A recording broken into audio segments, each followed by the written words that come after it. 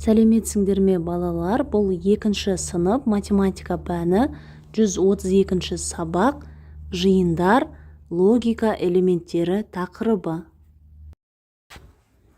Бірінші тапсырма. Суреттерге қара. Жиындарды ата. Бірінші жиын фигуралар жиыны. Екінші жиын сызықтар жиыны. Үшінші жиын бұрыштар жиыны. Осы жиындардың бірігуі нәтижесінде шыққан жиынды қалай атайды? Осы жиындардың бірігуінен шыққан жиынды геометриялық фигуралар жиыны деп атайды. Екінші тапсырма. Әр жиын элементтерінің санын анықта. А жиыны бір таңбалы натурал сандар жиыны. А жиынында 9 элемент бар. К жиыны толық ондықтар жиыны. К жиынында 9 элемент бар.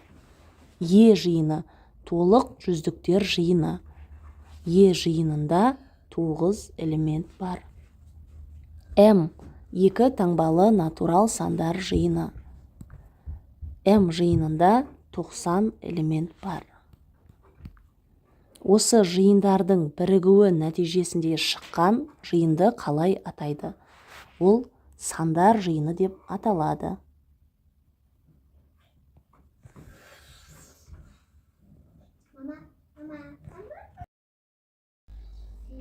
Үшінші тапсырма.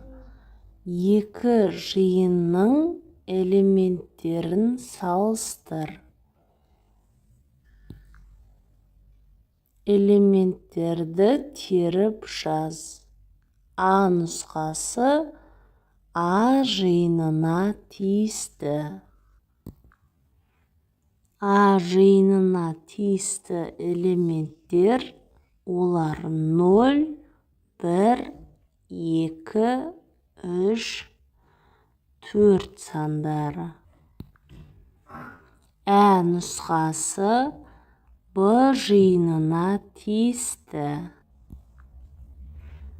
Б жиынына тиісті элементтер 2, 3, 4, 5, 6 сандары.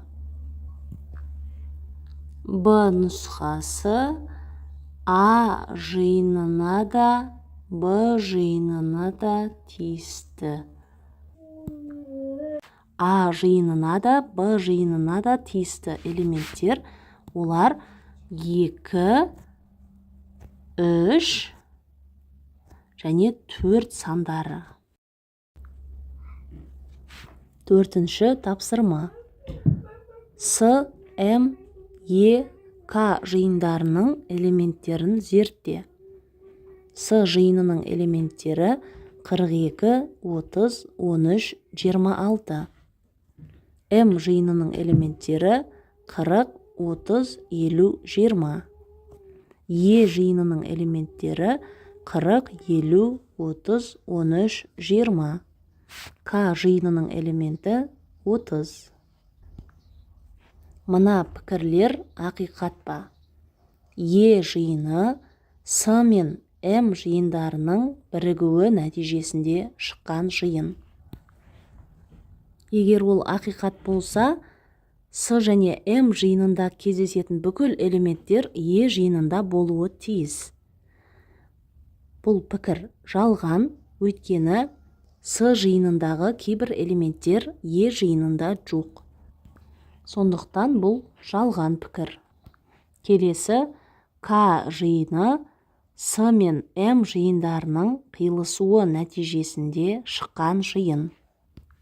Бұл ақиқат пікір, өйткені К жиынындағы 30 саны С жиынында да және М жиынында да кездеседі. Бесінші тапсырма. 3-3-тен комбинациялардың нұсқаларын құрастыр. Қорапта қызыл, жасыл және сары шарлар бар.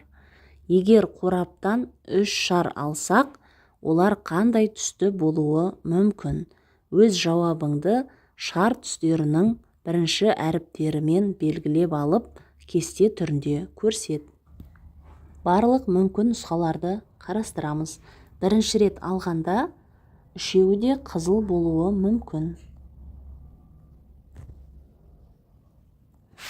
Екінші рет алғанда үшеуі де жасыл болуы мүмкін.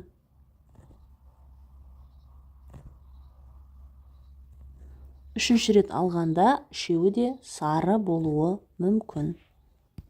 Келесі екі қызыл, бір жасыл болуы мүмкін. Немесе екі жасыл,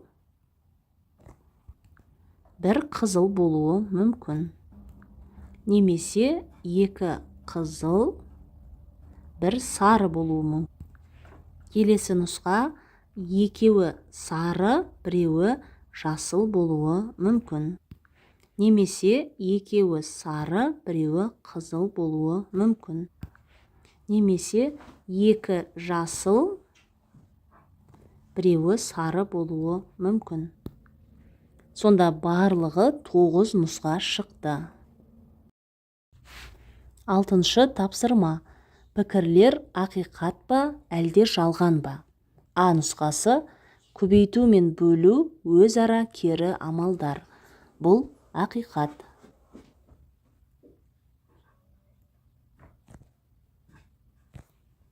Ә нұсқасы: кез келген санды бірге көбейткенде көбейтіндінің мәні бірге тең болады.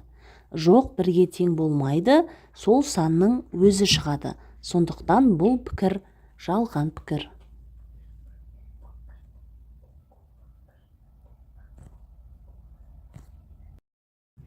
Жетінші тапсырма.